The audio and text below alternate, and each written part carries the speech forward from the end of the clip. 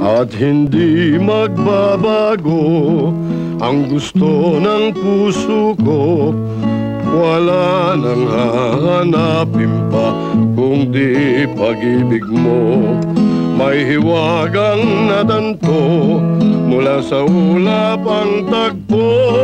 Mananatili to at hindi magbabago.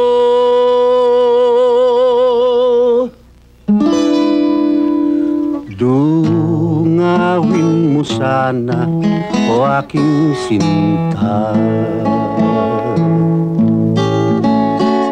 si Totoy Bato, anak ng panday. Ang baksik ng leon at ng lahawin, yan ang alamat ng bayan natin. Wala bang baso? Ano ba? Nag-commercial pa kayo. Good evening.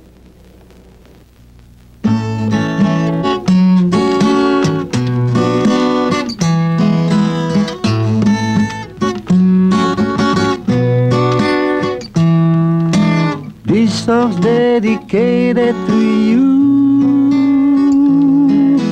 This song's dedicated to you. This song's dedicated to you.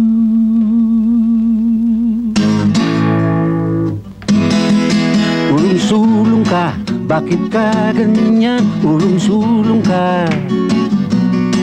Ulong-sulong ka, bakit ka ganyan? Ulong-sulong ka.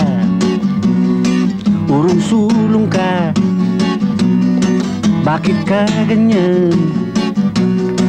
Ulong-sulong ka, bakit ka ganyan? Ulong-sulong ka, bakit ka ganyan? Ulong-sulong ka. Ulong-sulong, sulong-urong, urong-sulong, urong-sulong. Hoy! Mga bastos! Para kayong mga manok na katsaw nagigiri-giri sa inahin. Dito pa sa harap ng bahay ko, gaganyan-ganyan kayo. Ikaw kasi, ang gulo-gulo mo eh. Bakit hindi kayo pumormal sa bahay ko? Pupurmalo.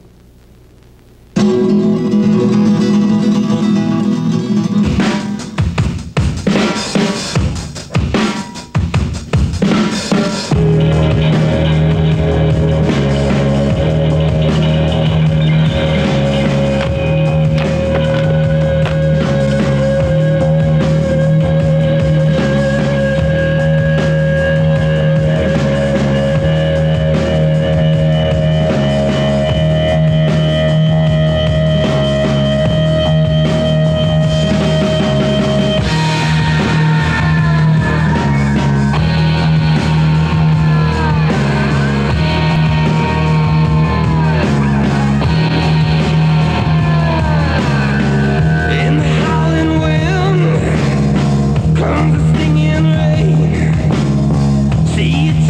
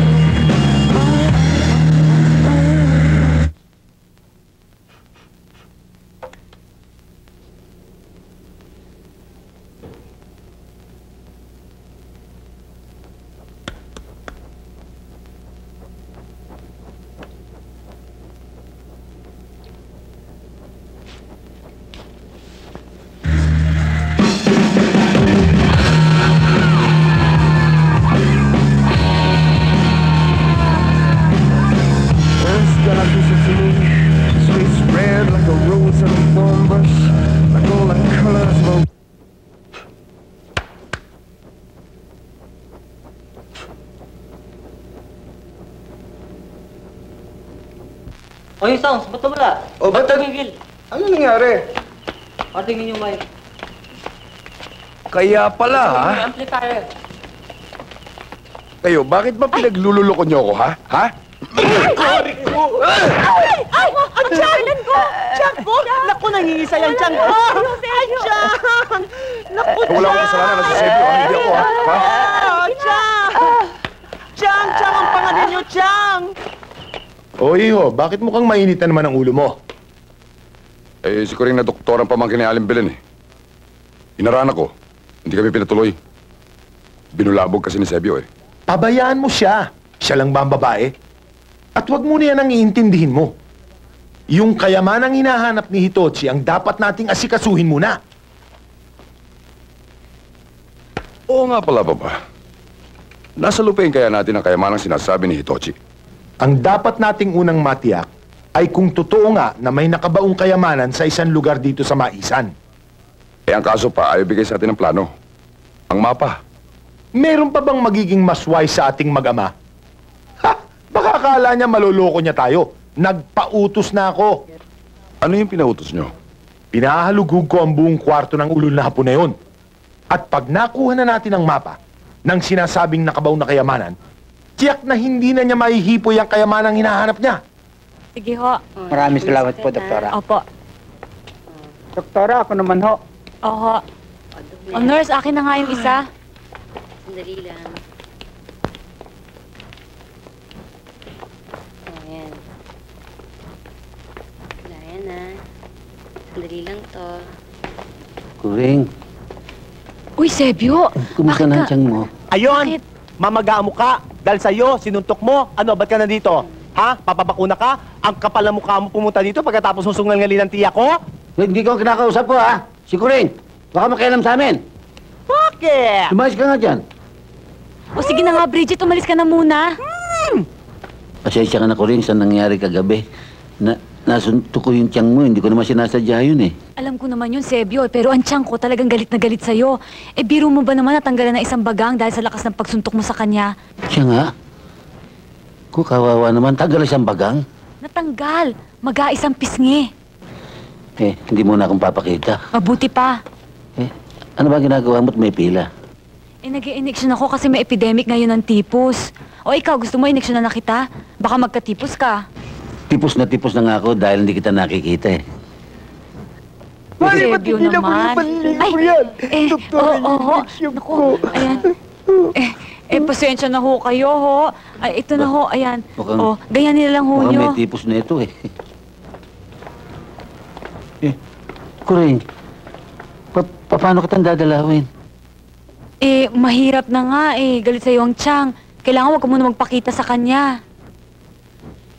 Eh, saan kita pwede ba akong pumunta sa klinika? Pwede, dalawin mo na lang ako doon pag hindi ako masyadong busy.